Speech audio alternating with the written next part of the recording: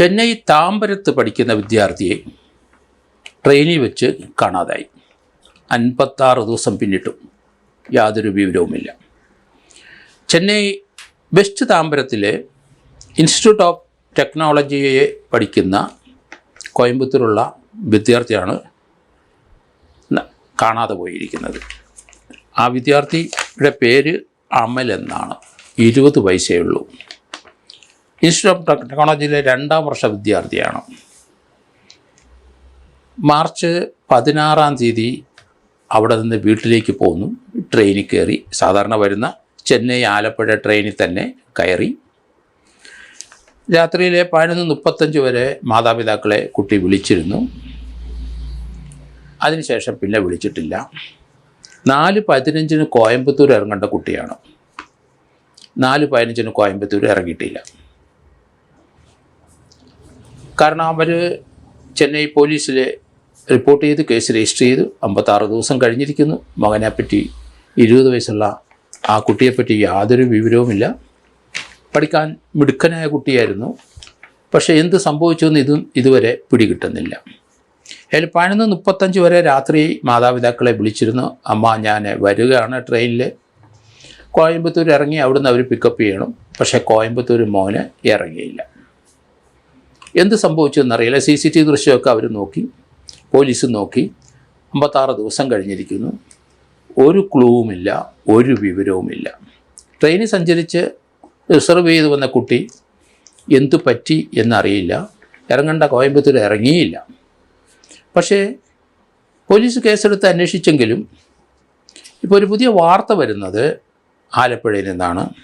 ചെന്നൈ ആലപ്പുഴ ട്രെയിനിൽ അത് രാത്രിയിൽ ആ ട്രിപ്പ് കഴിഞ്ഞാൽ ആലപ്പുഴയെ അവിടെ വന്ന് അത് പാർക്ക് ചെയ്യും. അടുത്ത ദിവസത്തേന് അവിടെ നിന്ന് പുറപ്പെടും. അതുകൊണ്ട് രാത്രി അതും രാഗം മുഴുവൻ ശുചീകരണ തൊഴിലാളികൾ ക്ലീൻ ചെയ്യും ട്രെയിന്. അങ്ങനെ ക്ലീൻ ചെയ്ത സന്ദർഭത്തിൽ അവർക്കൊരു മൊബൈൽ ഫോൺ ലഭിച്ചിരിക്കുന്നു. അത് അമൽ എന്ന് പറഞ്ഞ ഈ കുട്ടിയുടെയാണ്. ഈ വിദ്യാർത്ഥിയുടെ മൊബൈൽ ഫോണ് ആ ട്രെയിനിൻ്റെ അകത്ത് അവർ തൂത്ത് വൃത്തിയാക്കിയപ്പോൾ അതിനകത്ത് ലഭിച്ചു. അത് റെയിൽവേ സ്റ്റേഷനിൽ ഏൽപ്പിച്ചു. അത് പോലീസിന് കൈമാറി. ചെന്നൈയിൽ നിന്ന് പോകുന്ന കുട്ടിക്ക് കോയമ്പത്തൂർ ഇറങ്ങേണ്ടതാണ്. പക്ഷേ ആലപ്പുഴയിൽ വെച്ചാണ് അതിൻ്റെ മൊബൈൽ ഫോൺ ലഭിക്കുന്നത്. പക്ഷേ കോയമ്പത്തൂർ ഇറങ്ങിയില്ല. 11:35 ശേഷം എന്ത് സംഭവിച്ചു എന്നറിയില്ല. ആ കുട്ടി വിളിച്ച് 11:30 രാത്രി 11:30 ശേഷം കുട്ടിയുടെ കയ്യിലുള്ള ബാഗ് എവിടെ പോയി എന്നറിയില്ല. അത് റെയിൽവേ ട്രാക്കിൽ എവിടെയെങ്കിലും ലഭിച്ചിട്ടുണ്ടോ എന്നെങ്കിൽ എല്ലാ റെയിൽവേ പോലീസിലോട്ട് മെസ്സേജൊക്കെ പോയി അൺക്ലെയിംഡായിട്ട് ഏതെങ്കിലും ആ കുട്ടിയുടെ ബാഗ് കിട്ടിയിട്ടുണ്ടോ. പിന്നെ ട്രെയിനിനകത്തുനിന്ന് ഏതെങ്കിലും അൺക്ലെയിംഡ് സാധനം, സാധാരണ 10, 50, 100 ഐറ്റംസൊക്കെ കിട്ടും ഓരോ ട്രെയിനിലും. അങ്ങനെ ലഭിച്ചിട്ടുണ്ടോ? കുട്ടിക്ക് എന്തെങ്കിലും അപകടം പറ്റിയോ?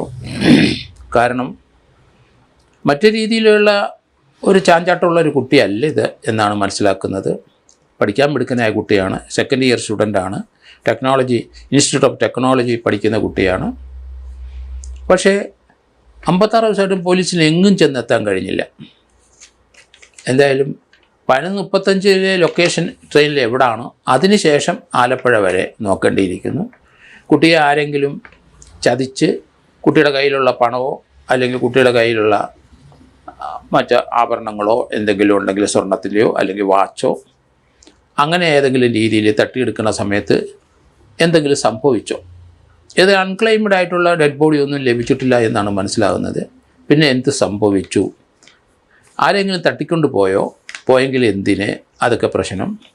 പിന്നെ ട്രെയിൻ യാത്രയൊക്കെ നമുക്കറിയാം, മോഷണം ഉണ്ടാവും, ഹോമോസെക്ഷൽസ് ഉണ്ടാവും. അങ്ങനെ വളരെയധികം ആൾക്കാർ ക്രിമിനൽസ് യാത്ര ചെയ്യുന്നതാണ്. അവരും റിസർവ് ചെയ്ത് അവർ ഹയർ ക്ലാസ്സിലൊക്കെ തന്നെ അവർ യാത്ര ചെയ്യുന്നത്.